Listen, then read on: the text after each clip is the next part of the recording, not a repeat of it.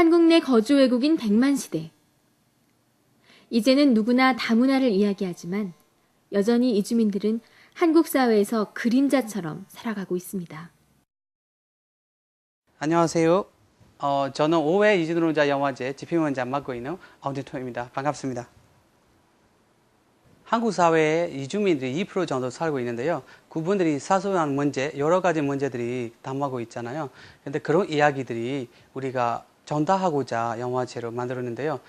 매체 중에서도 사람들이 말로 하는 것보다 또 하나 글로 쓰는 것보다도 이렇게 영화를 통해서 전달하면 더 전달력이 강하게 보일 수도 있기 때문에 이렇게 영화를 선택하고 사용하게 됐습니다.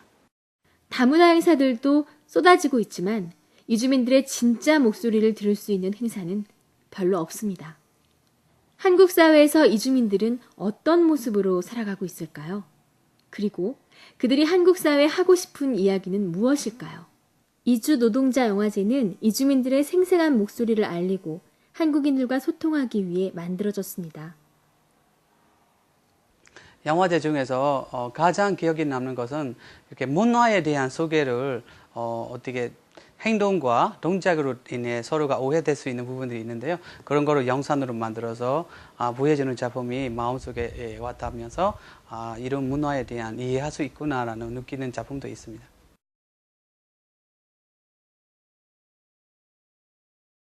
올해로 5회째를 맞게 된 이주 노동자 영화제. 화려한 레드카펫과 유명한 스타들이 등장하진 않지만 이주민들의 절실한 이야기가 사람들의 마음을 울립니다. 이주 노동자 영화제 집행위원장인 아웅틴툰을 만나 영화에 담겨있는 이주민들의 이야기들을 들어봤습니다. 문화 차이로 인해서 서로의 동작에 따라 이렇게 오해가 받을 수 있는 부분이 있는데요. 예를 들어서 한국에서는 팔짱 끼는 문화가 안 좋게 보이잖아요. 하지만 버마에서는 팔짱 끼고 대화하는 게 존경의 표시라는 거죠.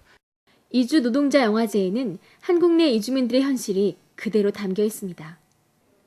이주민들 스스로 불편한 진실을 알리기 위해 카메라를 들었습니다. 문화적 차이를 재미있는 꽁트로 소개하고 이주민과 한국인의 우정을 감동적으로 그려냈습니다.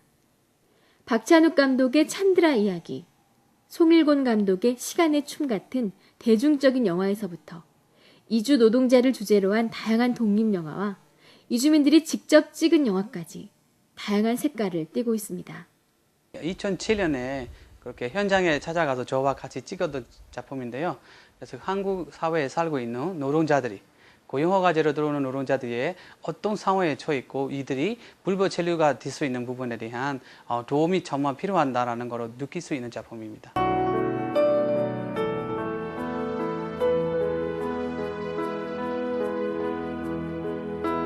사실 이번에 영화제라고 하지만 영화로 보는 것보다도 전달을 하고자 하는 내용으로 이해하면서 봤으면 좋겠다라는 거죠. 예를 들어서 우리가 화질도 그렇고 또 한편으로는 기술적인 부분도 많이 부족하고요.